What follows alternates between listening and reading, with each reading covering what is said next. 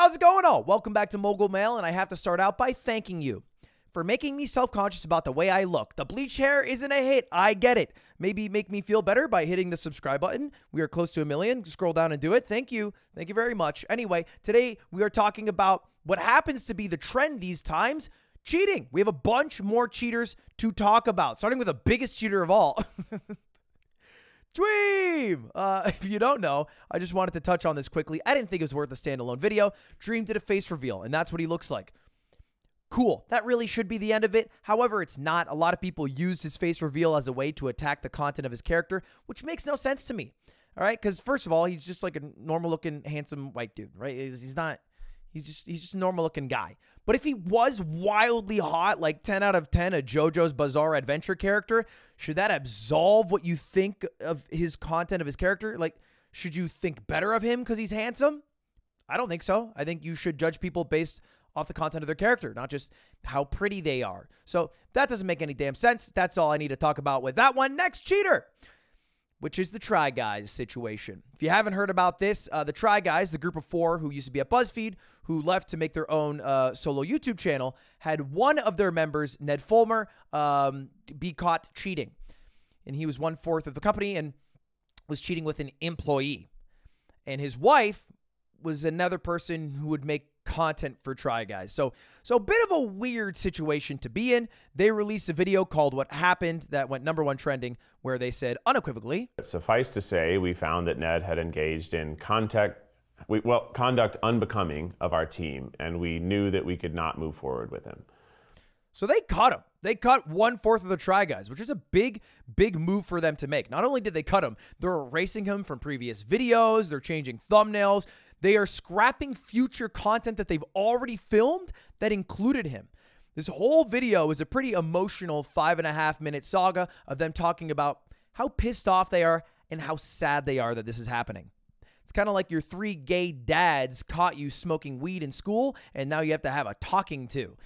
Pretty tough stuff to watch. Feel free to watch the full thing. But a lot of people, at least what I've seen, are kind of confused, you know? I think cheating's been somewhat normalized ever since Bill Clinton slept around a little bit. And they're like, well, why do you got to release him?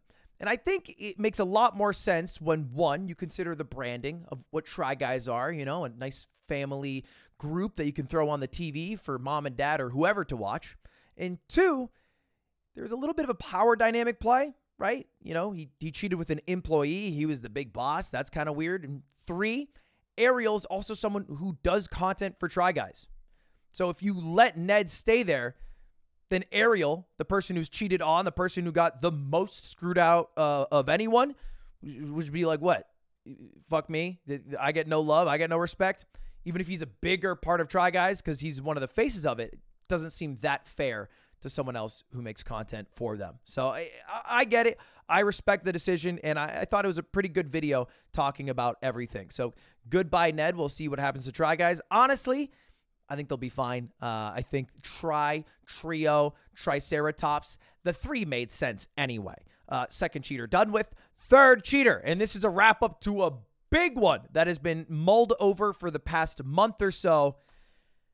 A Wall Street Journal article came out about the Hans Niemann chess cheating scandal. The thing that was on every single tabloid, every single newspaper, because the whole anal bead meme now has a little bit more bite to the story. Chess Investigation finds that U.S. Grandmaster likely cheated more than 100 times. This was released in conjunction with a Chess.com article that was 72 pages long, with proof of how Hans cheated way more than he let on. Quick background, this is Hans Niemann, 19-year-old chess GM and chess prodigy who beat the best chess player in the world, Magnus Carlsen. Magnus Carlsen soft called out Hans for cheating, then fully called out Hans for cheating. Hans came out and said, yeah, I cheated twice when I was 12 and 16, online only. Don't be weird about it. And then Chess.com was like, oh, stop. You cheated a shit ton. In fact, over 100 more times than you admitted to. And you can see all of them right here. Now, you kind of just have to trust the word of Chess.com. They have a very accurate cheating detection tool. This is, again, for online only, online games only. These are all the games that he cheated in. So, you know, in this tournament, there was 9 games. He cheated in 9 of them, 10 of 10, 12 of 32. He was also streaming, by the way, in 25 of the games, which the audacity to cheat while streaming, beyond me. He cheated in very widely viewed games against Nepo, who's competing to be the world champion, and Danya, who's a chess creator. So wild stuff. Lot more cheating than he admitted to. But it doesn't prove that he cheated over the board. It doesn't prove that he cheated in the events that Magnus thought he might have been cheating in. It only proves that he cheated a shit ton more online, and maybe you can draw conclusions based off the content of his character. If he's willing to cheat online, maybe he's willing to cheat in person. But there's no hard evidence of that. All the evidence is kind of like, well, he got good really fast, weirdly fast. So you kind of have to point to statistical anomalies. This is a graph that shows from the age of 11 to 19 and a quarter, which I guess is how old he is now. Nobody has improved faster than Hans Niemann, including Bobby Fischer and Magnus Carlsen. So kind of a statistical anomaly. Seems like he's on a clear pace to be world champion if it is legit. There's also this a guy who analyzed every classical game of Magnus Carlsen from January 2020 using ChessBase, which tracks all those games, and then compared them to all of Hans Niemann's games. Magnus had 2 games that were played at 100% and 2 other games that were played above 90%, comparing to like what a computer would do, which are like a million times smarter than humans. Hans, in that same stretch of time, had 10 games at 100%, 23 games above 90%. Is that conclusive evidence? No, but it's a little bit of a statistical anomaly. Now, it is worth mentioning that Magnus Carlsen did have his app bought for $83 million by Chess.com, who are the people who released this 72-page dissertation on why Hans cheated online and cheated more than he let on, which is a little bit of a conflict of interest because Magnus is the one who kicked all of this off. Chess.com has refuted that there was any collusion or anything like that, but something that's worth mentioning. My take on it, Chess.com knew that he cheated a long time ago.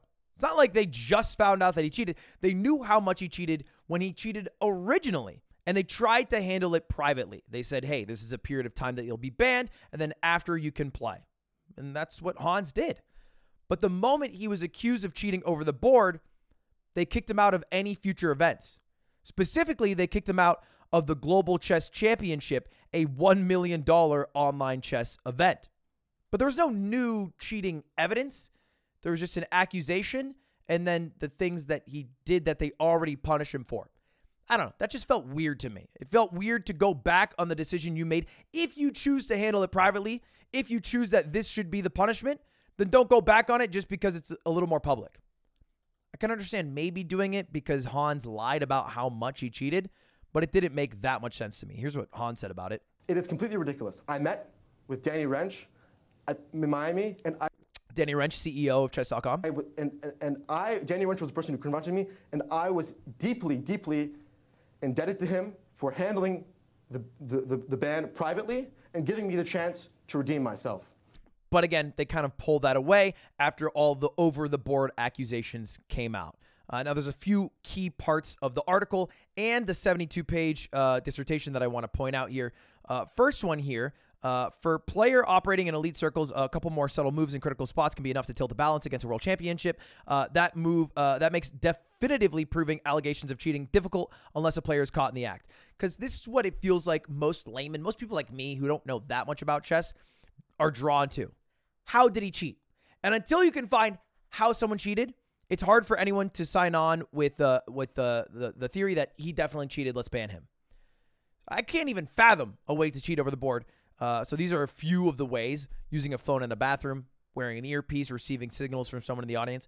There's never been evidence of Hans doing these things. He's clearly cheated online way more than he admitted to, way more recently than he admitted to. But over the board's a harder place to cheat.